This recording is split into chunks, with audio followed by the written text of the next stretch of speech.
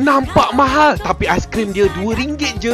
Air dia ada yang RM3 sahaja. Bila tengok harga dekat menu-menu dia, macam tak percaya. Menggunakan bahan-bahan yang premium, rasa dia memang powerful. Berbaloi, lokasi betul-betul depan Ion Big. Ini antara menu-menu yang best seller dan killer dekat sini. Anak saya kata aiskrim kat sini sedap. Aiskrim coklat ni creamy, cair di mulut. Aiskrim vanila ni pun sama. Aiskrim dia soft, so good. Wajib cuba aiskrim matcha dan aiskrim durian. Best seller kat sini. Aiskrim dia sebesar muka, banyak. Kombinasi egg wafer dengan aiskrim memang terbaik. Wafer dia rangup di luar, lembut di dalam. Recommended, wajib cuba. Tak cukup aiskrim, kita makan sundae durian. Strawberry sundae ni pun padu. Matcha sundae with bean ni memang kombinasi yang terbaik. Ngam sangat. Coklat Oreo sundae ni memang tak payah cakap lah, the best. Peminat buah-buahan wajib cuba fruit basket peach. Super milk tea bucket ni ada 3 topping. Crack lemon tea dan jasmine lemon tea ni less sugar tau, terbaik. Fresh cozy lemonade ni refreshing. Yang suka bersusu, latte dan jasmine milk tea ada. Jom korang, kita serbu we drink Batu Pahat.